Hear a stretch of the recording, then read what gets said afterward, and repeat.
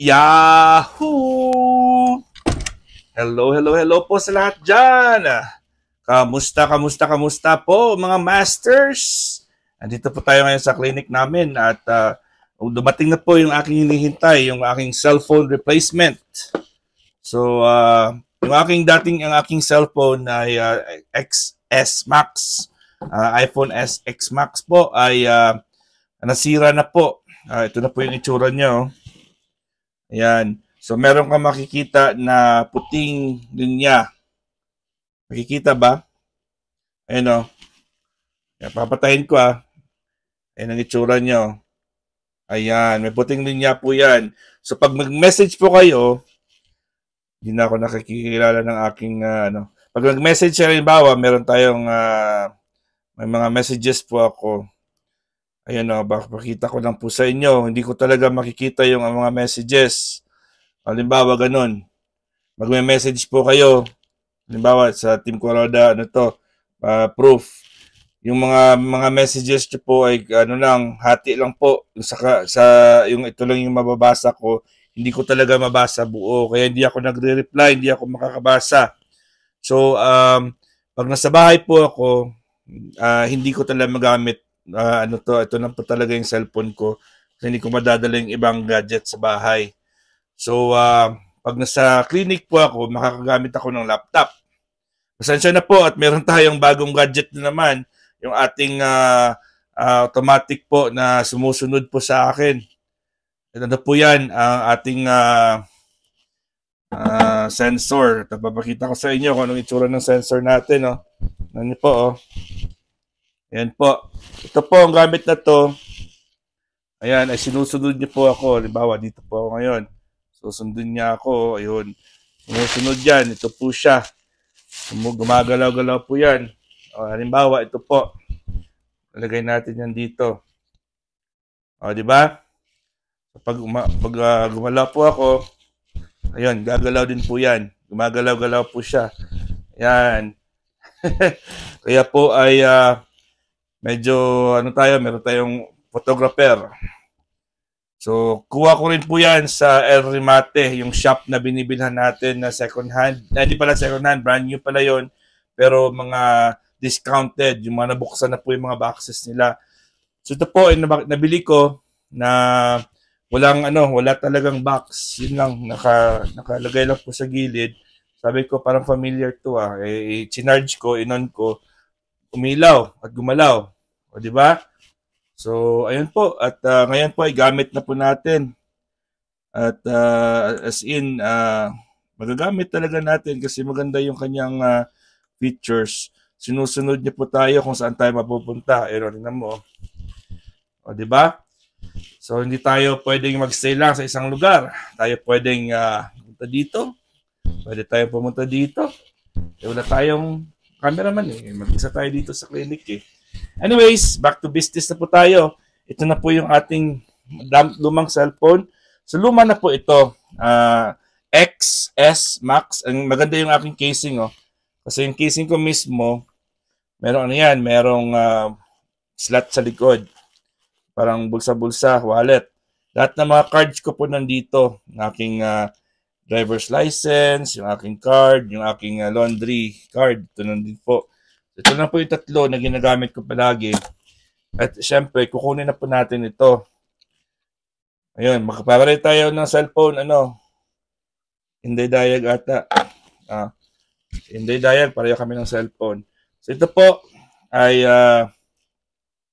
ayan, mailaw. So paggabi po, hindi ko talaga ito magagamit. Kasi pagpatay yung ilaw, ito, talaga sa mata. Sisirain niyo talaga yung mata natin. So, yun ang masakit. Kaya hindi talaga ako pwedeng makipagdut-dutan sa gabi. Kasi sa gabi, uwi na po ako, hindi na po ako nagdadala ng mga gadgets. At pag nakahiga na po ako, hindi ko talaga ito magagamit. Ang microphone ko naman ito. Doon ko rin ito yung nabili doon din, sa El Remate din. Ito yung, dalawa yan. Nakakonect po sa cellphone. Yung yung kanyang receiver. Okay? So, ito po yung aking cellphone na luma. Ayan, lumang-luma na yan. At meron tayong box na dumating kasi kahapon po, 1-day shipping lang po. Thank God. So ito po ang ating box na tanggap na 1-day shipping lang po. Ito po ang sabi nila, USPS Next Day Air. Next Day Air, di ba?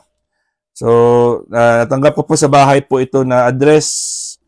At buksan po natin. Ito po yung ating box. Buksan po natin siya. Galaw yung ating cameraman. So, bubuksan natin. Meron ako dito gunting. Diba? Gunting yung gamitin natin. At ano nila is ibabalik po yung cellphone pag na-transfer na yung mga files. So, libre po ito. Wala po akong binayad dito.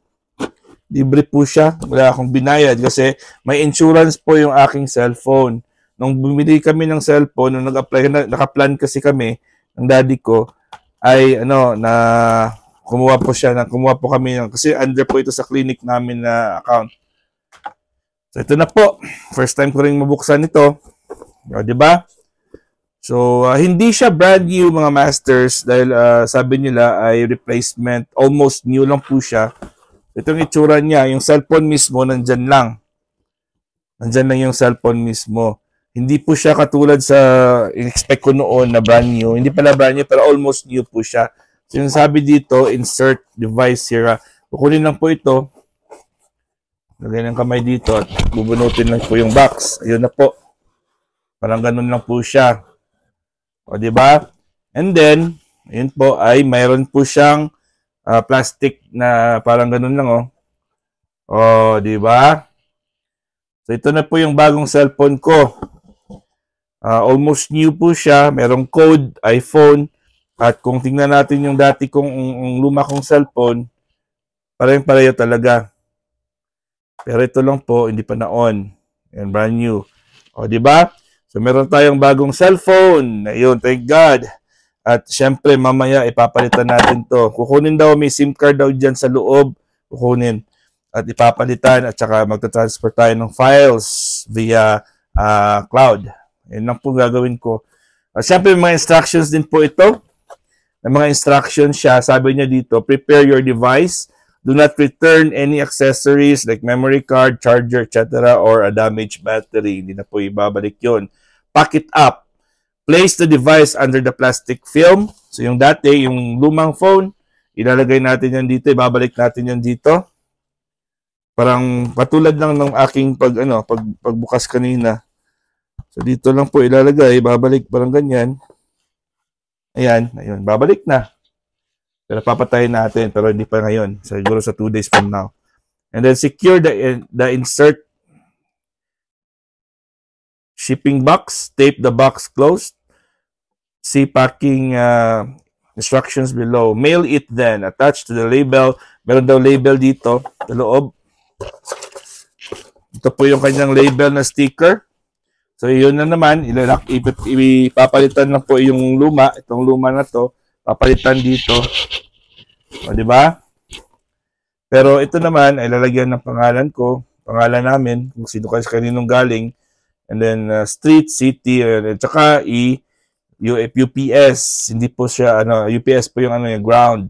So, i-drop off, libre lang po ito. I-drop off lang po ito sa office ng UPS and then good to go. Wala na po akong problema. And then, ito, papakita ko sa inyo, libre po, walang bayad yung cellphone.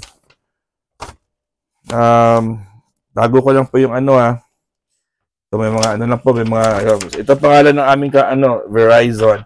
So, ito po, meron siya mga information po siya. And then, address namin, nandito din. Yung mobile number ko po. Nandito din yung mobile number ko. Number ko po yan. And then, yung pangalan ng account namin, yung number.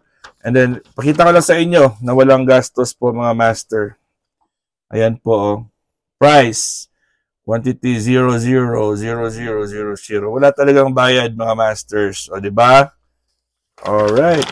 So, 00 talaga, walang binayaran, total. O, di ba? So, ganyan po talaga pag may insurance. O, yun. Reminder, please be sure to return the old device within 5 days using the included return materials to avoid incurring device charge which is which may exceed $500. Kailangan babalik ko na agad. Right? So ito po, mga masters at mga ka-team Kuroda. Na ano ako sa mga ka-G. Wala pala si G dito. Hindi pala G. Hindi pala all about G ito ngayon eh. Anyways, ayun na po. May bagong cellphone na po tayo. Hindi siya bagong-bago, hindi siya brand new, pero syempre bago ito kasi maganda na yung battery niya at hindi na po siya, wala na po siyang ganyan. Di ba? So thank God at binigyan na tayo ng bagong chance at makakapag-reply na po ako, makakapag-video pa ako ng mas marami, pero ipapalit natin kung ano yung pwede kong erase ng mga files. Okay? So right mga masters, maraming salamat po sa inyong lahat at happy Sunday! God is great! Yahoo!